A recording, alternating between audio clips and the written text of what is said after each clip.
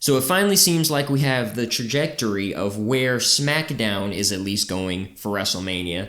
I would say for what feels like most of the card. And that leads me into what the show starts with, which is Drew McIntyre interrupting the beginning of the thing where people are walking in. Nick Aldis is looking over the contract between Cody Rhodes and Randy Orton.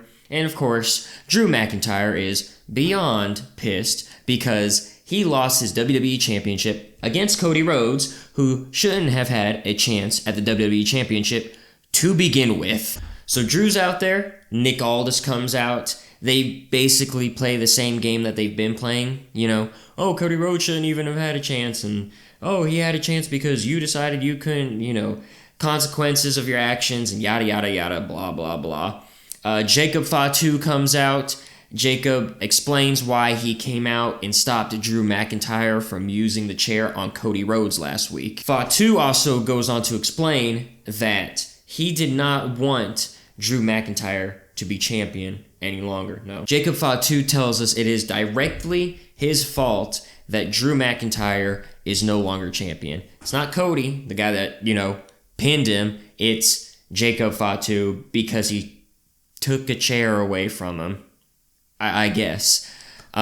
This pisses off Drew, but he does nothing except he quits. He quits SmackDown. He says he's done. And he walks out of the building. Jacob attempts to go after him, but Nick Aldis steps in the way, preventing him from going any further. Then we have the MFTs who are backstage, who are so ecstatic that the Wyatt Six did not win the tag team turmoil match last week, not becoming the number one contenders for the WWE Tag Team Championships. Solo Sikoa appoints Tama Tonga to take care of the Lantern, as it will be Tama Tonga and Solo Sikoa versus Uncle Howdy and Eric Rowan tonight on SmackDown. As Tama Tonga is holding said Lantern, Shinsuke comes out again. They have their little spat that they have been for the past, I think it's been 2 months that these two have been talking in the backstage area. Solo this time decides to step in because it was only Tama and Shinsuke on screen. Solo comes in and says, you need to leave Tama Tonga alone or else you ain't gonna like what's gonna happen. And we get Solo and Tama Tonga versus Uncle Howdy and Eric Rowan. This match starts off with the two big guys, but real early on we get Uncle Howdy and Solo Sikoa, which honestly surprised me. It felt like it would be one of those things where it's either Solo getting beat up for the longest time until he's able to get Uncle Howdy or whatever. And all of the Wyatt Six, all of the MFTs are out there. Of course, this whole match is going to just turn into just them all going crazy. Except I was completely wrong. That's what I thought was going to happen. But the Wyatt Six wound up just looking horrible in this match, if I'm being honest. Solo Sikoa, I think Uncle Howdy's down on the inside of the ring. Eric Rowan's down on the outside of the ring. Solo Sikoa are JC Mateo and who's the other guy? I forget the other guy's name so much. It's not Tama Tonga, it's not Tala Tonga, it's Tongaloa, that's his name. They're getting beat up by Joe Gacy and Dexter Lumis. Solo Sikoa comes out of the ring from beating up on Uncle Howdy to spike Joe Gacy and Dexter Lumis. Solo Sikoa then goes back into the ring to finish off Uncle Howdy. That is until Nikki Cross, I think is what they're still calling her, or it's just Nikki, I'm not too sure. But Nikki Cross, is what I'm going to call her for now, grabs a lantern, distracting Solo Sikoa, giving Uncle Howdy the win. Nikki Cross goes into the ring with the lantern, gives it back to Uncle Howdy like, yes, we have the lantern back. And Tama Tonga does his duty as an MFT member who is appointed to protect the lantern at all costs and knocks out Uncle Howdy with a single blow to the back of the head and runs up the ramp with the lantern, and Nikki Cross is just in there in the ring screaming. So this leads me to believe that it's going to be the MFTs, some configuration of them, versus some configuration of the Wyatt Six at WrestleMania for the WWE Tag Team Championships. In the backstage area, we get Nick Aldis talking to Jacob Fatu about the whole Drew McIntyre situation.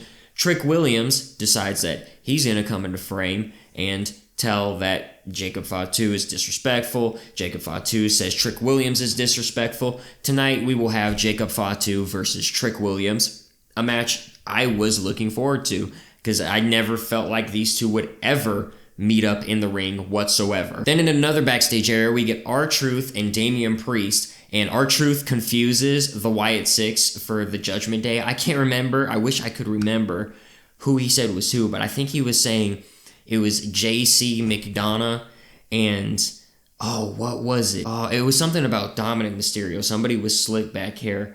It was hilarious anyways, as Truth always is. Los Garzas come onto screen saying that they're pissed off. They eliminated every single tag team, quote unquote, in the tag team turmoil match just for Damian Priest and Truth to knock them out of the match to become the number one contendership. And they are angry. Priest says, I'm going to go to Nick Aldis and we'll have a match tonight. And so we do. But before we can get to that, we have a match between Jade Cargill and Michin. As we know, Jade injured Michin about 3 months ago with her shoulder. Michin is finally back and finally wants to get back at Jade Cargill. I think this match was a lot better than I was expecting it to be. It was short, don't get me wrong. I think it was maybe 8 to 10 minutes long. But that's all it needed to be. It didn't need to be a 15, 20-minute match like we've been getting on SmackDowns. Michin looked very good here, and Michin made Jade Cargill look really good here. We start this match. Jade Cargill comes out, Michin's music hits, and attacks Jade Cargill from the back. She comes running from the crowd in through the ring and attacks Jade Cargill. They start the match, and like I said, it's a lot of offense from Michin here at the very beginning of the match, and then Jade slowly starts to pick it back up. At the end of the match, we get a missed senton to the outside of the ring from Michin. She gets pushed onto the ground below. Then Jade picks her up for a powerbomb onto the security barricade, which I thought was just insanely awesome. She throws her into the ring, gives her Jaded, and that's it. That's all she wrote. I don't think anybody here was thinking that Michin was going to win, but I honestly really and thoroughly enjoyed this match. I think it was the perfect length. It gave Michin enough offense to make her seem like she could actually do something, even though we knew she wasn't going to win, and it made Jade Cargill at the very end of the match look very, very powerful. Jade Cargill then gets on the mic, she steals it from Kathy Kelly, and says, Rhea's nothing, I am not scared of Rhea, I will beat you at WrestleMania, Rhea. Rhea Ripley then comes out, Jade Cargill rolls out of the ring as Rhea comes in the ring, Jade rolls out the ring because she doesn't want anything to do with Rhea right now, and Rhea Ripley just calls her the B word, and that's about it. I guess that was a better promo than what they had last week. We get Cody Rhodes and Nick Aldis in the backstage area discussing Drew McIntyre quitting and everything and the implications of all this as Sami Zayn pops in the frame. And as you know, for the past few weeks, Sami Zayn has been trying to somewhat get into Cody Rhodes' head for some reason. He congrats Cody Rhodes on becoming the new WWE champion, as he did last week. And he asks Sami, do you want a title shot? Is that what you want? Are you going after Randy if he wins? Because I'll just give you a title shot if that's what you want. You're Sami Zayn. You can get his title shot whenever you want. And then Sami Zayn says something that I think is a little strange and a little out of character for him. He says he looks up to Randy Orton, a 14-time world champion, which, makes sense. But he says he doesn't look up to Cody Rhodes, even though Cody Rhodes is a 3-time world champion at this point. He doesn't look up to him. He sees them as equals, Sami Zayn and Cody Rhodes. Cody doesn't really understand what Sami is trying to implicate in this entire conversation, so he pretty much just excuses himself because, Sami's speaking he's being upfront, but he's also kind of speaking in riddles in a way. Sami Zayn, of course, gets angry again because he doesn't understand why nobody can understand what he's trying to say. He slaps some cups that are on one of the production trunks, and Karrion Kross 2.0 and Scarlett 2.0 come out and, say, hey, Sammy, should you really be worrying about a championship right now? I don't care about Aleister Black and Zelina Vega. Please get them off my screens. Really quickly, we get Michin and B-Fab and Rhea Ripley in the back. Rhea's like, hey, is everything okay? Yada yada. Michin's kind of crossed because of her loss to Jade Cargill recently. And she's got ice on her shoulder. I'm presuming the same shoulder she had just injured from Jade Cargill. And they get into a little spat. Rhea Ripley just looks confused. This was kind of weird to me. These three being together, I don't know. It didn't make sense to me. I get it that Michin and B-Fab don't like Jade and Rhea doesn't like Jade, but I don't know. I don't know if Michin's gonna go after Rhea Ripley now, but it just seemed weird how she just hated Rhea Ripley just like that. I don't know. It just didn't make sense to me. Next on the card for the women's tag team titles, we get Alexa and Charlotte versus the irresistible forces of Nia Jax and Lash Legend. Alexa and Charlotte come out to the ring first, and then the Bellas come out saying that they want to see who they're going to be fighting for the women's tag team championship because they came back for gold.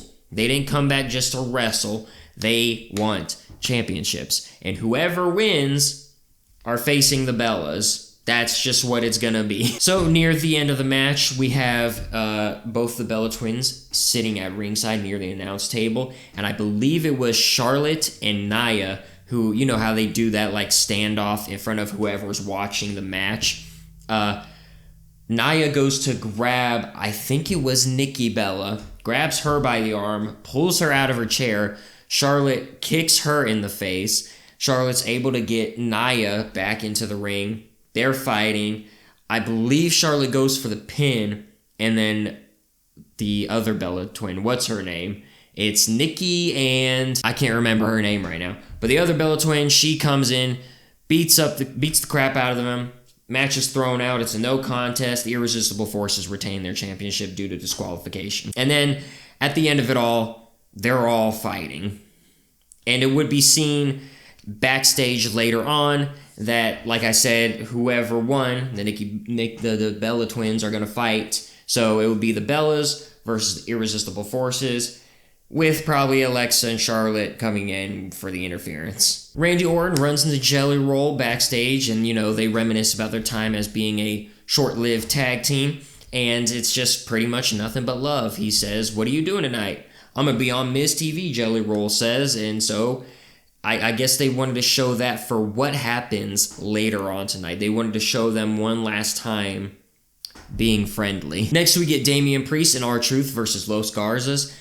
Not much to say here. It was a really good match. Don't get me wrong. A very good match. But nothing really happened. Damian Priest and R-Truth won, beating Los Garzas again. This time, they didn't even have to go through a whole tag team turmoil match in order to lose. But hey, I guess we're running Priest and Truth as potentially the new tag team champions. Johnny Gargano is still out of it. Candice LeRae just can't seem to get him to go back to being Johnny Wrestling. We have the Motor City Machine Guns basically falling apart. There's a fault line between the two of them because of this whole Johnny Gargano situation. And I don't know what they're going to do here because I don't want to see the Motor City Machine Guns split up. I love seeing them as a tag team, and they're going to split up because of another tag team dude that took the title. I'm pretty sure they took the titles from him, Johnny and Tommaso. So it doesn't make sense to me why either of the Motor City Machine Guns guys would care at all. Danhausen wants to replace Miz TV with his own show on Friday Night SmackDown. The Miz says that's not going to happen, and Danhausen reminds him of last week. So Danhausen did not officially curse The Miz last week, but this week he did. He told The Miz, "You are cursed, and so it shall be." We open up Miz TV with The Miz's mic cutting out. He, sitting there hitting it, and they give him a new mic. He calls out Jelly Roll, and Jelly Roll comes on down for his interview with The Miz. The Miz has been going around week by week trying to find somebody to mentor, to follow his Miz program, and he asks Jelly Roll if he would like him to be his mentor, and Jelly Roll just says, "No, I don't want you to be my mentor." The Miz brings up that he is responsible for Jelly Roll losing, I think it was like 250 pounds, because I guess The Miz beat Jelly Roll way back when he was still fat, and that brought on this new version of Jelly Roll in order to be able to lose all this weight. And Jelly Roll says, that wasn't you, that was me that put in the miles, lifted the weights, did everything to go and lose 250 pounds. Kit Wilson then comes out, and he comes out and tells Jelly Roll that he is fatphobic and he is toxic. Kit Wilson then pushes Jelly Roll, and The Miz is holding back Kit Wilson. Jelly Roll goes to punch Kit Wilson, but winds up knocking out The Miz. And this is the curse foretold by Danhausen, I'm assuming. First it began with the microphone cutting out, and now it's him getting hit by Jelly Roll. I'm going to skip a little here because this happens a little later on, but it's told that it'll be a call out of Kit Wilson and Jelly Roll next week on Friday Night SmackDown, and Danhausen tells us that the curse can be reversed, but there's only one way to do that. The one way, I'm assuming, is just to let Danhausen have his way. You can't have, you can't tell him no, because if you tell him no, he's going to curse you, but if you give him what he wants, he's either not going to curse you or he's going to reverse the curse. We get Carmelo Hayes and Ilya Dragunov in the backstage area, and Carmelo Hayes is confused as to why Ilya Dragunov will not fight him. He understands what he said last week about his mom and how Ilya Dragunov is constantly fighting himself. Ilya Dragunov goes on to explain that he is not in peace. He needs to be in peace with himself in order to be a fighter. Because if he's fighting himself, he can't fight somebody else. But if he's cool with himself, he can then go on to fight somebody. But Carmelo Hayes implies that the open challenge is just too much for Ilya Dragunov. I don't like this. Ilya Dragunov should not be just... I'm assuming something's wrong with Ilya, like he's injured or something, and he just hasn't been cleared yet, but he's not injured enough to not be on TV. I don't like this look. I feel like Ilya Dragunov is the kind of guy that will go out and fight no matter what. I feel like Carmelo Hayes is the same with this whole open challenge thing. I don't feel like this was a good look for the United States Championship. Next we get Tiffany Stratton versus Kiana James alongside Julia, who's on the outside of the ring. And Chelsea Green also decides to come out alongside Alba Fire, who is pushing her in her wheelchair down to the ring. This was an alright match. It, of course, ended with a whole bunch of interference, just like it seems like every match does nowadays. And it's kind of weird because some things happen here. So Julia saves Kiana James from a moonsault that Tiffany was going to do. She pulls Kiana James out of the ring, saving her, bringing Tiffany out. And then Julia saves Tiffany from Chelsea Green, which I thought was weird. Why does Julia care? What, she wants Kiana James to win the match that badly? Why do you care if Chelsea Green beats up Tiffany? Now, I don't know what Chelsea Green was holding that she was going to hit Tiffany with, but she was going to hit her. Julia saves her, and, it's just, it's so dumb. I just don't get what they're doing here. And then we eventually get Kiana and Tiffany being back in the ring. Julia's able to get Tiffany up against the rope. She's got her arms and everything. Kiana James goes to kick her. Tiffany gets out, gets hit, or Kiana hits Julia by accident, and then Tiffany is able to get the win here. It seems like they're going Tiffany versus Julia for WrestleMania, maybe. I can't, unless Chelsea Green isn't actually injured, maybe Chelsea Green as well. But I also thought they were maybe going Io Sky for WrestleMania, so some things are making sense. The road seems clear to WrestleMania, but some parts are really foggy and really bumpy. We get Trick Williams in the backstage area talking about how he's going to completely and utterly destroy Jacob Fatu. Sami Zayn comes back into frame, as you know, for the past few weeks as well. We've had Trick and Sami kind of button heads a little bit. They haven't been in the ring, but they've been button heads backstage. So Sami says that Trick Williams cannot back up his own talk. He's lost here and there. He had Randy drop him the previous week beforehand. Trick is all bark and no bite. Which leads us directly into Jacob Fatu versus Trick Williams. This is another great match. I feel like these two had some really good chemistry with one another. That is until Drew McIntyre ruins this entire match and comes in and just beats the crap out of Jacob Fatu while the ref is distracted by Trick Williams. This directly gives Trick Williams the win. And I can understand why they're doing this, because I believe that it's going to be Drew McIntyre versus Jacob Fatu at WrestleMania. Maybe in some kind of stipulation match, but it won't be for a title, I don't think. I don't think they're going the route of Cody versus Randy versus Drew versus Jacob Fatu. I just don't think they're doing that. I also think, because Trick Williams won here, because Sammy just said, you're all bark and no bite, you can't win anything. So now, Trick has won something, and Sammy's going to go, well, you only won because Drew interfered, you know? So I'm thinking Trick, Sammy, Mania. Of course, we know we're getting Cody, Randy, Mania, and then Drew and Jacob, Mania. For our quote-unquote main event, we get the contract signing between Cody Rhodes and Randy Orton for the main event at WrestleMania for the WWE Championship. They go over the history of one another, that Randy Orton was Cody Rhodes' debut match in the WWE. He saw Randy Orton win the Royal Rumble and then go on and become like the youngest world champion ever. And it's all nice and everything, and then they start standing up. It's weird because Randy doesn't want to sign the contract. It's like he wants to hear Cody say more or do something. I didn't understand where they were going with it at first, because it's just like Randy's sitting there and he's just all looking down. He's kind of looking at Cody and looking down. It was really strange behavior from Randy. That is until it all makes sense when Randy Orton turns on Cody Rhodes.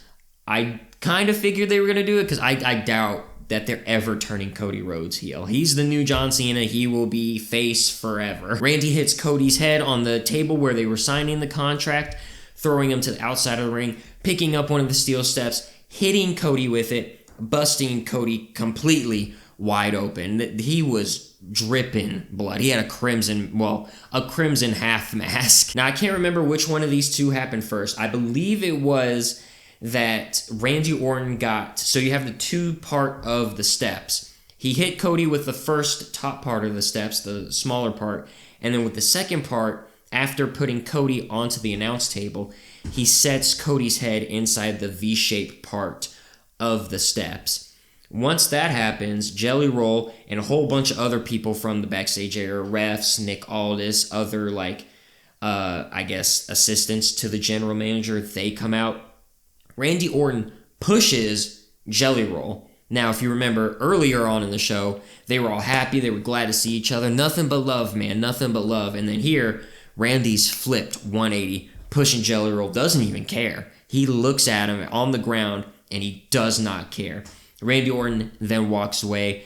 The refs are there with like rags trying to clean up Cody Rhodes, because like I said, he's got that crimson half mask. And then out of nowhere, Randy Orton comes back with a chair with Cody's head still stuck in between the steps, and he just slams him one time with the chair. Then he rolls inside with the same chair, sits down, grabs the WWE Championship, sitting in the chair with it around his waist, and we fade out to black. I think this was great. I love seeing this version of Randy. I can't wait to see what next week has in store, because I'm sure Cody's going to get pissed off, and I'm sure like Sammy's going to get on his nerves. A whole bunch of other people are going to get on his nerves. Maybe like Drew McIntyre even like goes further down this road with Jacob Fatu and Cody. That way I could see it turning into maybe like a fatal four-way at WrestleMania for the WWE Championship. But right now, it does feel like it's only going to be Cody Rhodes versus Randy Orton and Jacob Fatu versus Drew McIntyre. Now, I like that we've started actually weaving these threads together as we're getting to WrestleMania. And, you know, some things are still up in the air. Some things aren't. Like, what are we exactly doing with the WWE Tag Team Championships for Mania? MFTs and White Six, or Damian Priest and R-Truth going to win it? You know what I mean? What are we doing with the Women's United States thing? What are we doing with the Women's Tag Team titles? Those are kind of up in the air. To me, this was a decent SmackDown, maybe a little bit less than decent. So I'm thinking 2 out of 5 stars. I was going to go 2.5, but this was just because I don't see a clear vision for those three things, the men's tag team, the women's tag team, the women's United States, and even the men's with Carmelo Hayes and Ilya Dragunov. Because of those, and I just don't see where they're going with it, I had to knock it down a half a star. Anyways, that was my review of the March 13th, 2026 edition of SmackDown. Let me know down in the comments below, what did you think? What are they going to do with all the championships that don't seem to have a clear storyline yet? What are they going to do with Cody and Randy? How are they going to react next week? Are we getting a Fatal 4-Way? Is this their way of slowly bleeding in Drew and Jacob Fatu into the Fatal 4-Way match? Let me know in those comments down below. And if you've watched this long and you enjoyed, you might as well hit that like button. And if you're not subscribed, you should subscribe and hit the notification bell so you can know every single time this channel uploads. Thank you all for watching, and I will see you again next time.